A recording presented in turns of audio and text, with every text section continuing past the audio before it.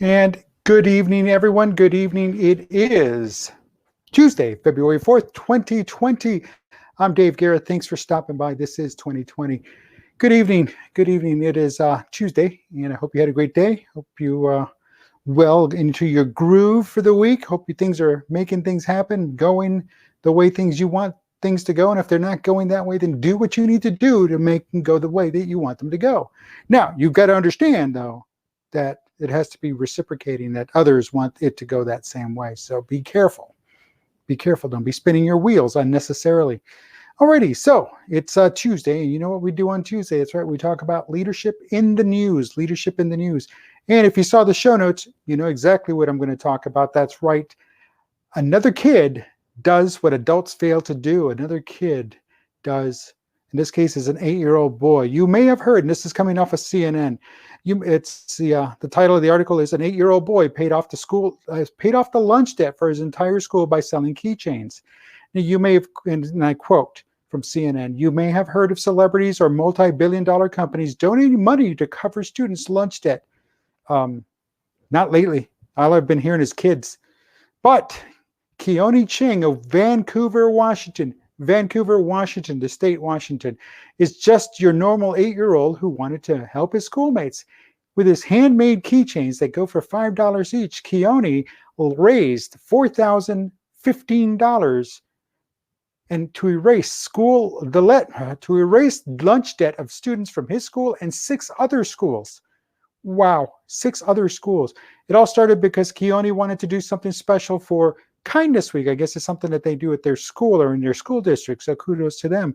His school is Benjamin Franklin Elementary. With his mother April and father Barry by his side, Keone thought about projects that would truly reflect kindness. And Keone was ultimately inspired by San Francisco 49ers player Richard Sherman. The cornerback who previously played for the Seattle Seahawks donated more than $27,000 to cover school lunch debt. Keone, for the record, is a Miami Dolphins fan. So Keone said he decided to make keychains because I love keychains. They look cool. They look good on my backpack, end quote. Once word of Keone's keychains and his heartwarming cause got out, people from all over the country started sending in their request for one of the custom keychains. He said, we have sent keychains to Alaska, Rhode Island, Minnesota, Arizona, all over the country, April Ching told CNN. There was one lady who said she wanted $100 worth of keychains so that she could just hand them out to people. So, not too shabby. So this kid, again, the school district knows there's an issue. The school district knows, and what is it doing to resolve the issue? It takes a kid to step up and say, you know what? I'm going to do it. And so there's that initiative. There is that awesome initiative of the kid who just decided he's going to step up and do something about it. Down here in my neck of the woods, got a kid.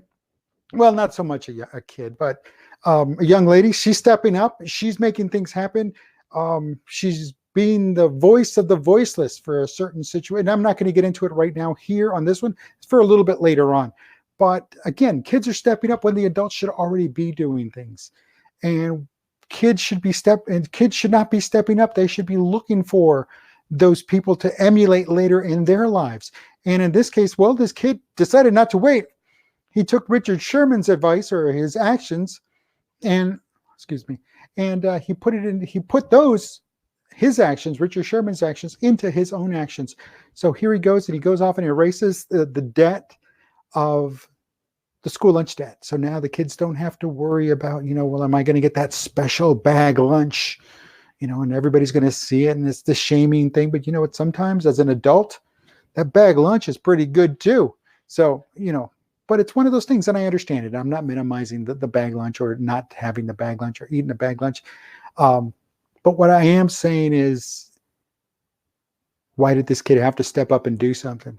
Why did this kid have to take the initiative? Why did this kid have to say, you know what? If no one else is going to do it, I'm going to do it. Why? Because he's got awesome parents. Why? Because he's got an awesome school district who, again, for some reason or another, has allowed this debt to go on. So you see where I'm going with this? Is that he's had role models all his life, and he's seen them, and now he's acting. Now he can act on it, and he didn't want to wait until he was 18, old enough to vote. No, he started acting on it. He started doing something now at this age, And if this kid keeps it up, he's going to be a powerhouse. He's going to be a force to be reckoned with. But the thing is he's got to not peak at this age. He's got to just keep striving one step further, one step beyond, and continue and continue. So he's on to something here. Kudos to him. And as I was reading the rest of the article, he paid off all the lunch debt in his school and 6 other schools.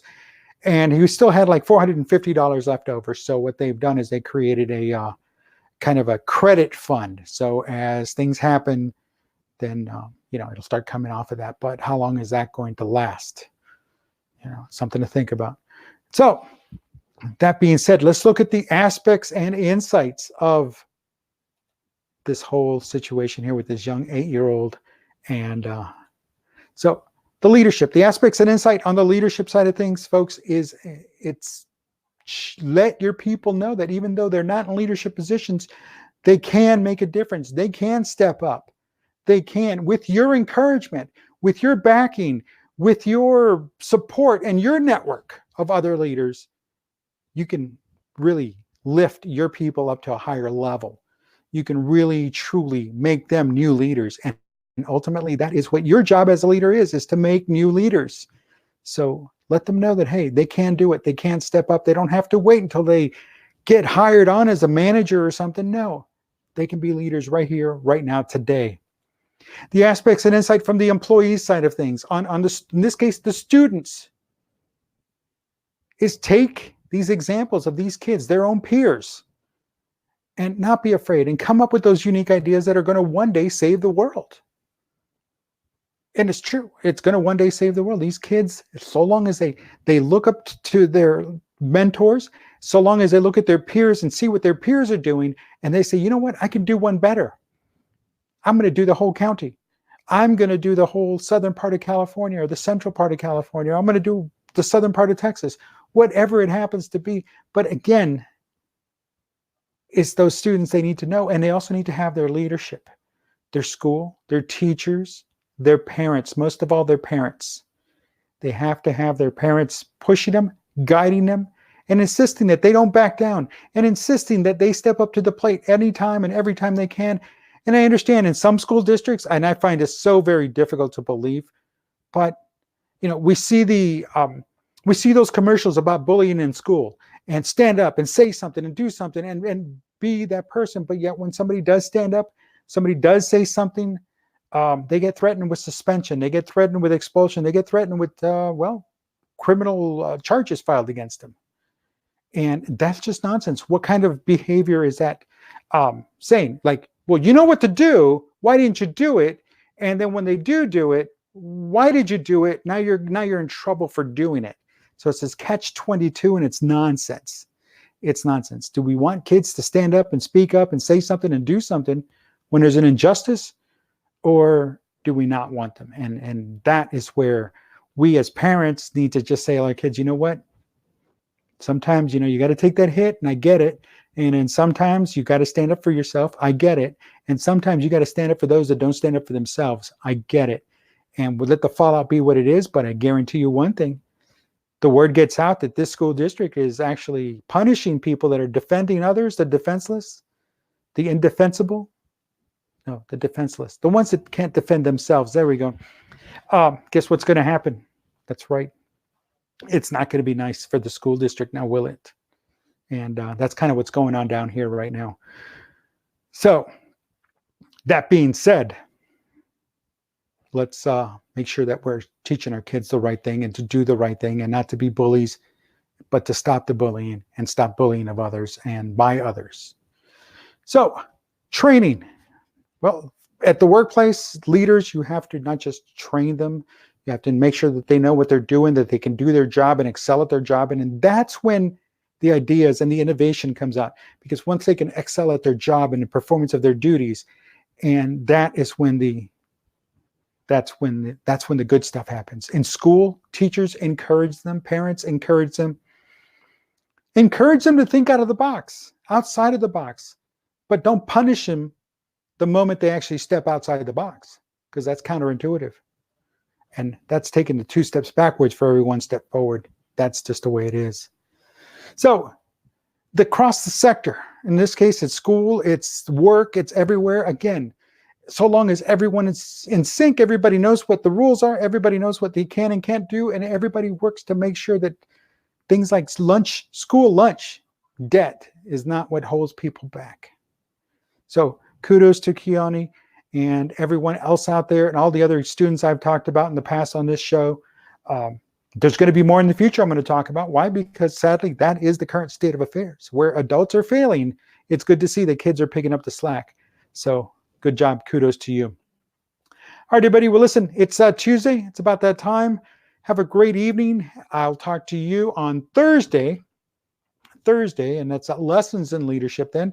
And between now and then, have a great rest of your evening. Have a great Wednesday. I'll talk to you then. Take care.